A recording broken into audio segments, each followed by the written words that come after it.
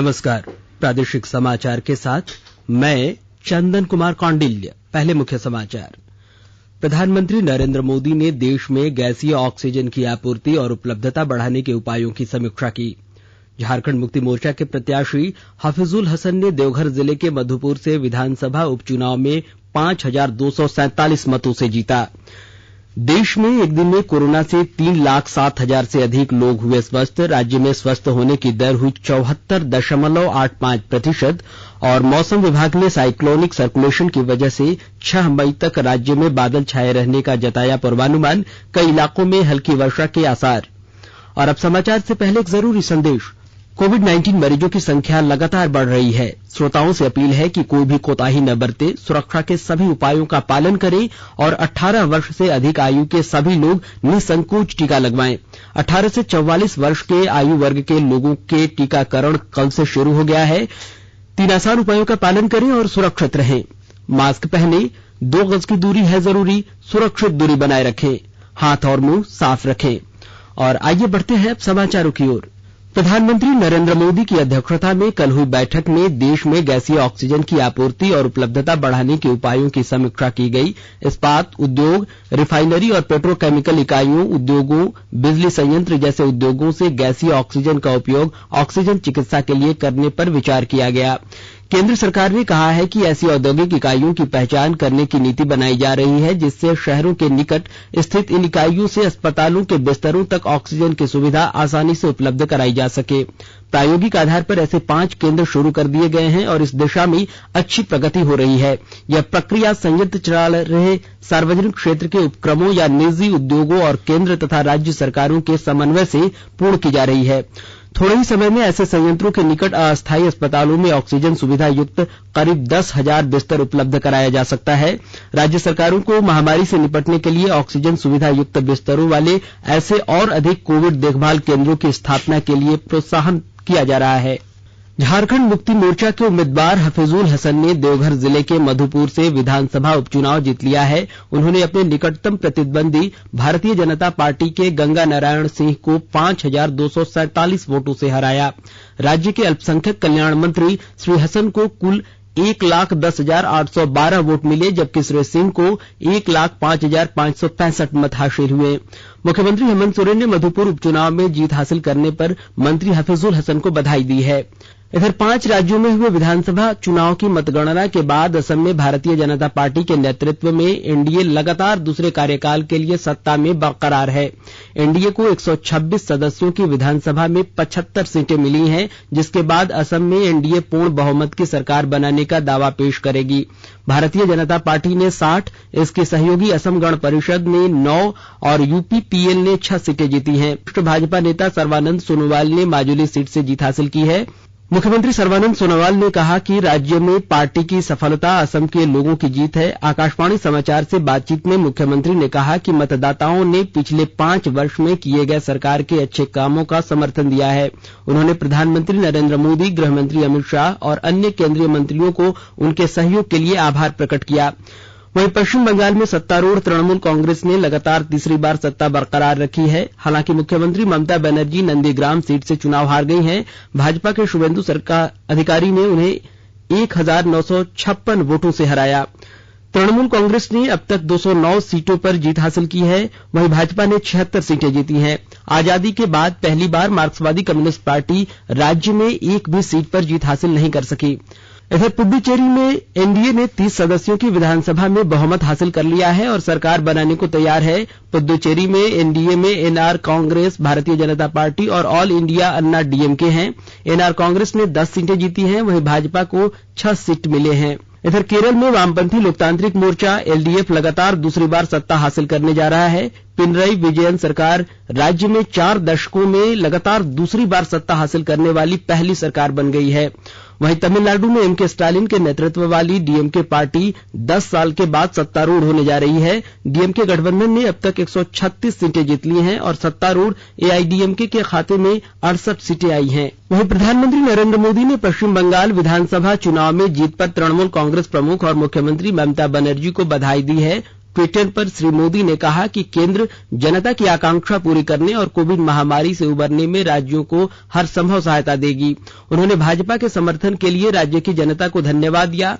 श्री मोदी ने कहा कि राज्य में भाजपा की नगण्य उपस्थिति थी, जिससे अब महत्वपूर्ण वृद्धि हुई है। प्रधानमंत्री ने कहा कि भाजपा लोगों की सेवा करना जारी रखेगी। श्री मोदी ने केरल विधानसभा चुनाव में जीत के लिए मुख्यमंत्री पिनरई विजयन और एलडीएफ को बधाई दी है। उन्होंने कहा कि केंद्र राज्य के साथ मिलकर काम करता रहेगा और यह सुनिश्चित करेगा कि भारत वैश्विक महामारी से उबर जाए। उन्होंने इन चुनावों में भाजपा का समर्थन करने पर केरल की जनता का आभार व्यक्त किया। प्रधानमंत्री ने तमिलनाडु विधानसभा चुनाव में जीत के लिए डीएमके प्रमुख एमके स्टालिन को बधाई दी है। झारखंड में कोरोना के सक्रिय मामलों की संख्या बढ़कर 58,519 पहुंच गई है, जबकि स्वस्थ होने वाले मरीजों की संख्या में बढ़ोतरी देखी गई है। वहीं राज्य भर में पिछले 24 घंटों में 4,541 मरीज स्वस्थ होकर वापस अपने घरों को लौट गए हैं। वहीं 4,738 नए सक्रिय मामले मिले हैं। कल राज्य में 115 संक्रमितों की कोरोना से मौत हो गई।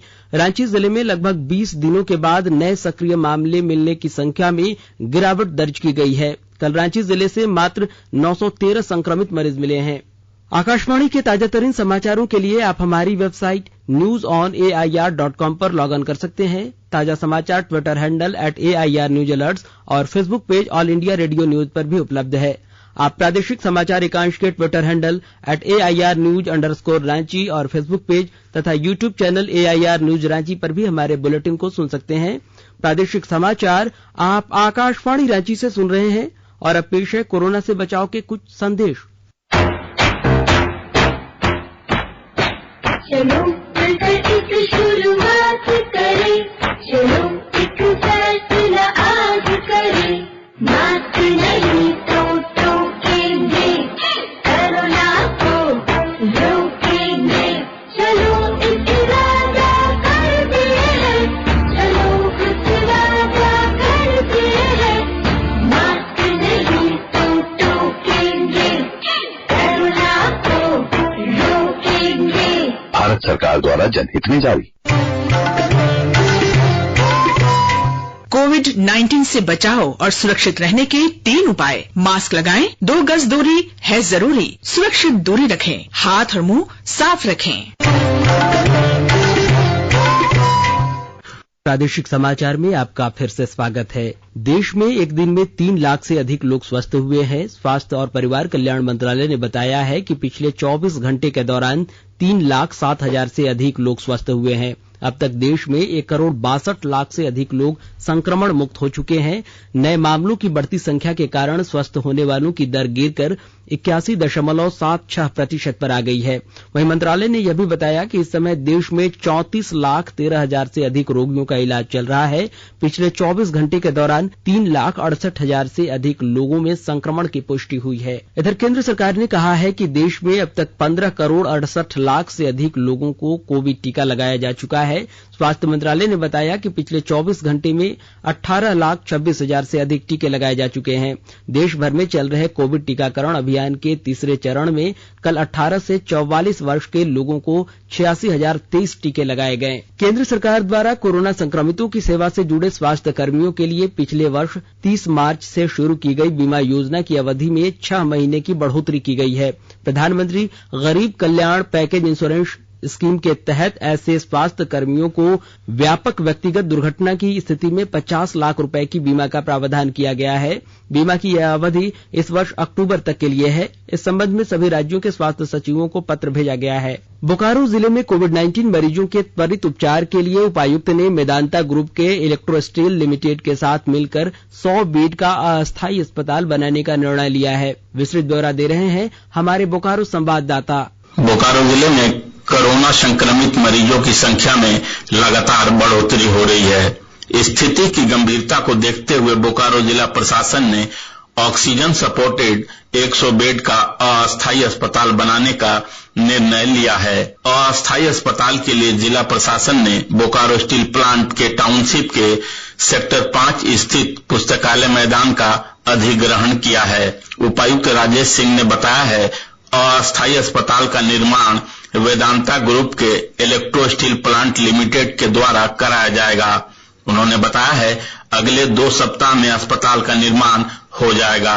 अस्पताल के लिए बिजली पानी की व्यवस्था की जिम्मेवारी बोकारो स्टील प्लांट को दी गई है। मनोज कुमार, आकाशवाणी समाचार, बोकारो। क्रिकेटर व पूर्व भारतीय कप्तान महेंद्र सिंह धोनी ने ऑक्सीजन सिलेंडर के लिए झारखंड राज्य सरकार को 15 करोड़ रुपए की राशि अनुदान में दी है। कोविड-19 संक्रमण से जूझ रहे रोगियों के लिए त्वरित ऑक्सीजन सिलेंडर की उपलब्धता सुनिश्चित करने के लिए यह राशि प्रदान की गई है। आज विश्व प्रेस स्वतंत्रता दिवस मनाया जा रहा है। वर्ष के विश्व प्रेस स्वतंत्रता दिवस का विषय है सूचना से जन कल्याण, जो जनहित कार्यों में सूचना के महत्व को दर्शाता है। उपराष्ट्रपति एम वेंकैया नायडू ने विश्व प्रेस स्वतंत्रता दिवस के अवसर पर मीडिया जगत को बधाई दी है। उन्होंने कहा है कि सूचना के इस युग में मीडिया विश्वसनीय और पुष्ट तथ्यों को प्रस्तुत करने में महत्वपूर्ण भूमिका निभाता है। उपराष्ट्रपति ने महामारी के दौरान लोगों तक जानकारी पहुंचाने के लिए मीडिया के अथक प्रयासों की प्रशंसा की। संयुक्त राष्ट्र महासचिव एंटोनियो गुतरस ने अपने संदेश में सभी सरकारों से कहा है कि वे स्वतंत्र, निष्पक्ष और विविध मीडिया को समर्थन देने के हर संभव प्रयास करें। उन्होंने कहा कि कई देशों में पत्रकारों और मीडिया कर्मियों को अपना दायित्व निभाते हुए प्रतिबंधों, उत्पीड़न, नजरबंदी और यहां तक कि मौत के खतरों का भी सामना करना पड़ता है। आईपीएल क्रिकेट में आज कोलकाता नाइट राइडर्स का मुकाबला रॉयल चैलेंजर्स बेंगलुरु से होगा। कल खेले गए मैच में दिल्ली कैपिटल्स ने पंजाब किंग्स को 7 विकेट से हरा दिया। दिल्ली कैपिटल्स ने 167 रन के जीत के लक्ष्य को 3 विकेट के नुकसान पर हासिल कर लिया। दिल्ली कैपिटल्स ने टॉस जीतने के बाद पंजाब किंग्स को पहले बल्लेबाजी करने के लिए बुलाया।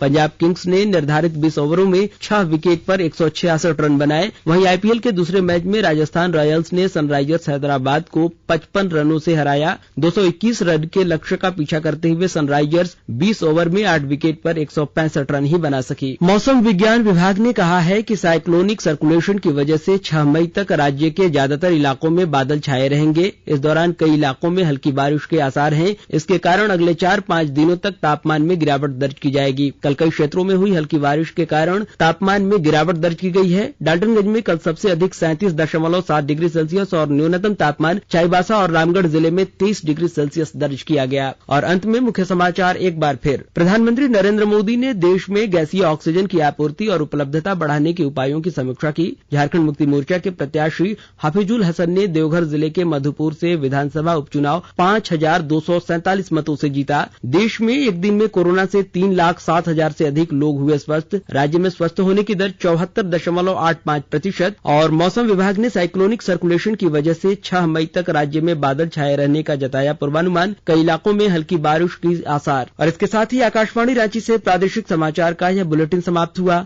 नमस्कार। घर में रहिए, सुरक्षित रहिए और सुनते रहिए आकाशवाणी।